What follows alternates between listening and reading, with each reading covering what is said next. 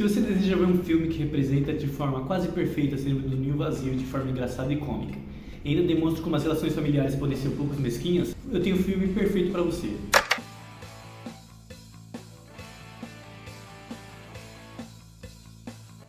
E, acima de tudo, é um filme natalino. Talvez não seja o filme de Natal que você esperava ver, mas com certeza é o filme de Natal que você tem de ver. Estou falando sobre O Preço da Família. Quando os filhos se mudam para viver à cidade, a família perfeita se separa e os pais, Carl e Anna, ficam sozinhos pela primeira vez. Em poucos meses de suas novas vidas, os filhos limitam o relacionamento com os pais a alguns telefonemas rápidos, faltam a funerais e param de ir às festas de aniversário. E finalmente, não vão ao feriado mais importante para seus pais, o Natal. Furiosos e desesperados, Carl e Anna decidem então manter e fingir uma mentira de ter herdado 6 milhões de euros de uma velha tia. O cara da loja de vinhos me disse que esse levou o prêmio Garrafa do Ano em Abruzzo. Não diga. Que tal, o que achou? Uma droga. O diretor é Giovanni Bugnetti. Bom, eu não sei se pronuncia assim, até porque este filme, na verdade, muitas pessoas têm dúvidas sobre a origem dele, mas se você estava com dúvida quando assistiu, esse filme ele é italiano. Mas ele é adaptação de uma comédia francesa também, que provavelmente um dia a gente vai assistir também para trazer aqui o review para ver se realmente fizeram uma boa adaptação, não é mesmo? A música de Terro Teado, que traz essa ideia de os filhos terem abandonado a família e tudo mais, ou o desespero da mãe de realmente estar vivendo agora ter os filhos dentro de sua própria casa. E o lançamento desse filme foi no dia 19 de dezembro de 2022. Lembrando que talvez a data de lançamento para alguns streamers tenha sido datas diferentes, mas ele lançou nessa data em específico. Os autores temos a Angela Piatto, Christian De Sica, Dharmamandia Utz e Claudio Colica. Esse nome é meio engraçado. Mas enfim, esses são os atores principais, né? Respectivamente representando os pais e os filhos. E esses são os personagens principais da nossa história. Eu diria que é mais um cenário de Natal, né? É mais uma roupagem de Natal, usada para contar uma história muito mais complexa de uma dinâmica familiar ali, que se a gente for realmente perceber nas entrelinhas, é um pouco disfuncional, por assim dizer. O filme ele realmente traz uma história que dá pra gente uma sensação cômica e também foge um pouco sobre aquelas histórias geralmente que a gente tem no Natal, né? Geralmente quando a gente fala sobre histórias de Natal, a gente tem representações de famílias um pouco estereotipadas, geralmente famílias que só têm com imagens angelicais, sem defeitos e nada mais. E a fórmula desse filme é trazer, na verdade, uma família que ela é disfuncional. Ela tem, assim, seus pontos positivos, tá? Ela tem, sim, seus pontos de qualidades, mas não esconde que essa família tem buracos, tem defeitos humanos e por isso também é fácil de se ligar. Até porque, né, meu anjinho dourado, a gente sabe que você não é perfeito, né? Assim como eu também não sou. Todos nós temos defeitos. Vocês são todos inferiores a mim. Eu sou um deus, criatura ridícula. Então, quando um filme decide trazer essa distopia, não diria distopia na verdade, quando um filme decide trazer essa subversão aí dos papéis, de parar de retratar famílias natalinas como perfeitas e tudo mais, eu acho que é uma ideia bem legal. E embora ele não se baseie tanto nessa coisa da magia do Natal e tudo mais, demonstra como que esse feriado é importante para uma das personagens, que é a mãe. E como que ela faz de tudo para que realmente passe esse Natal junto com os filhos dela, levando até o ponto de criar uma mentira. Eu disse para vocês no começo desse vídeo que esse filme retrata de forma quase perfeita a síndrome do ninho vazio. Até porque a síndrome do ninho vazio, basicamente, é que a mãe, ela dedicou tantos anos, né, à vida dos filhos, que agora que eles se veem fora de casa, ela não se conectou ao seu marido, a gente consegue ver isso no filme de forma clara. Ela não se conectou às outras coisas, então ela quer a realização ali pessoal dela apenas com a presença dos filhos. Então depois de 25 anos com os filhos ali, para ela está sendo extremamente difícil.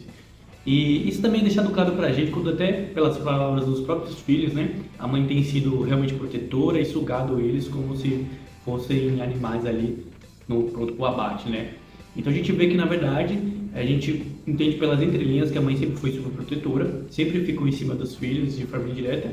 Então, por mais que a gente tente durante o filme ver que as ações dos filhos de se ligar novamente aos pais pelo dinheiro seja uma ação meio mesquinha, a gente entende também, claro, se a gente vê de forma crítica, que a relação da família era sim disfuncional. Até porque a mãe ela se prendeu muitos anos, né, aos filhos, e agora que ela se viu ali sem os filhos, ela não tinha mais ao que se ligar, ela não tinha mais o que fazer, e deu para ver que todos os ambientes e eventos da família se voltavam diante dos filhos.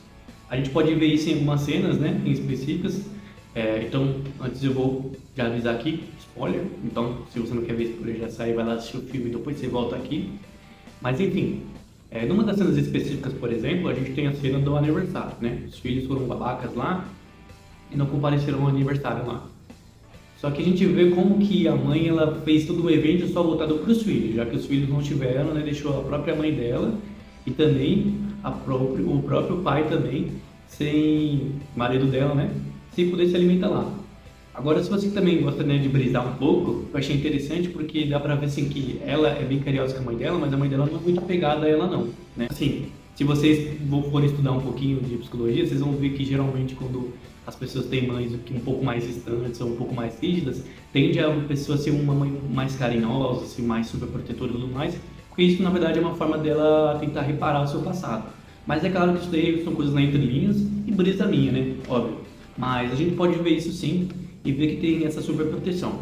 Mas o que eu acho mais interessante desse filme, né, além dessa subversão de papéis e demonstrar também a parte negativa das pessoas sem ficar idealizando muito os seres humanos, é como que a história também não passa pano para mentira, né, e demonstra que realmente a mentira levou a situações cada vez mais difíceis para aqueles dois pais, que embora eles estivessem fazendo uma vingancinha, uma pegadinha, aquilo foi colocando eles cada vez mais em enrascadas, né?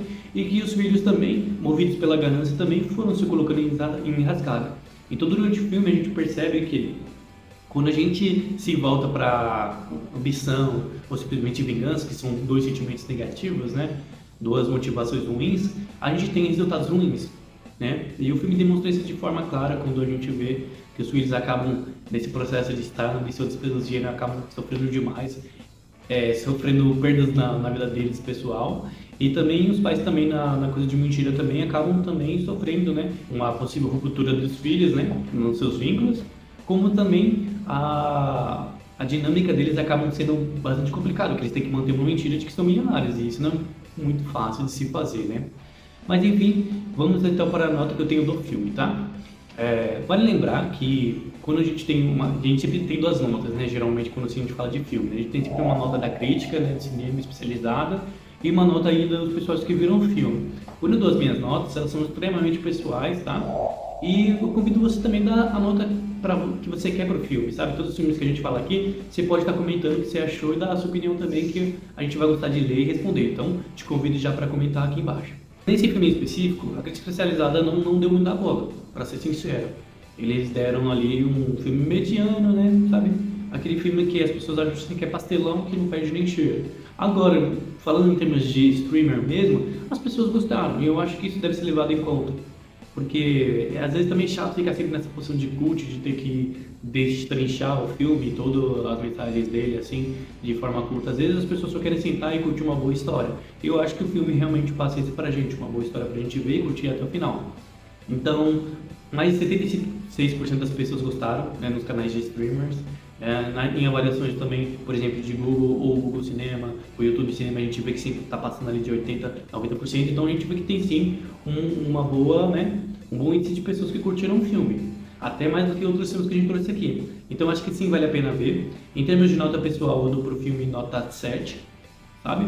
Porque exatamente por isso, porque é uma história legal, eles subvertem papéis, trazem uma história natalina diferente. O nome tem tudo a ver com a história do filme, né, sobre os filhos serem encaminhados apenas pelo dinheiro, então realmente a família ganha um preço aí, o preço do nome, o preço da família, mas a nota eu dou apenas 7 porque eu acredito que a ideia foi boa, sabe? A execução dos personagens foi também bastante inteligente e também os atores eles foram sim legalzinhos, só que eu acho que o filme podia ser um pouquinho mais sério do que foi. Eu entendo também que o filme era para ser comédia, né? É baseado também numa comédia francesa também, mas eu acredito que eles podiam ter trabalhado temas melhores. Por exemplo, o motivo do porquê a mãe era tão ligada a esses filhos, por que ela ficava se conectando a eles, por exemplo, por que ela não se conectava mais ao marido ali que estava lá com ela há anos, né? Como que esse marido se sentia referente àquela loucura para a mãe, porque o marido se posiciona e ele cria planos e tudo mais, tudo para poder agradar no fim a mulher. No fim, que você perceber, ele não quer agradar os filhos, ele quer agradar a própria mulher, mas a mulher está muito voltada para os filhos. Existe claramente para mim, vendo ali, uma necessidade daquela mãe de ter os filhos por perto, por isso que eu acho que é muito característico ali a síndrome do ninho vazio. A gente vê que a mãe dela é um pouco mais distante dela, não sei o que, um pouco mais fria, e ela é uma mulher muito amorosa. Então eu acho que podia ter essa discussão no dentro do filme. Pode ser que o diretor, eu não tenho certeza, eu posso ter colocado esses elementos para que as pessoas pudessem ver realmente isso de forma implícita, mas eu acho que deveria ter deixado um pouco mais explícito isso. Na parte onde os filhos realmente percebem mentira, ficam bravos e tudo mais, ok. Mas quando tem essa redenção e a volta dos filhos, eu achei que foi muito rápida, muito corrida, não deu tempo de entender realmente se esses filhos estavam realmente arrependidos, se eles entenderam qual foi o erro deles. Pareceu, na verdade, que foi simplesmente um negócio de, vocês mentiram, tudo bem, mas, eu não gosto de vocês, mas a gente sou família, então vou aceitar. Eu acho que em termos dessa mensagem assim, não foi tão boa. Eles deviam ter explorado mais essa redenção dos filhos, também essa redenção dos pais, e o motivo das relações familiares terem ficado desse jeito. Mas é isso, até a próxima, e espero que vocês tenham gostado. E minha árvore de Natal ainda está sem estrela, mas tudo bem. Provavelmente vamos ver algum outro filme de Natal, eu não sei, mas esperem para os próximos capítulos. Até logo, pessoal!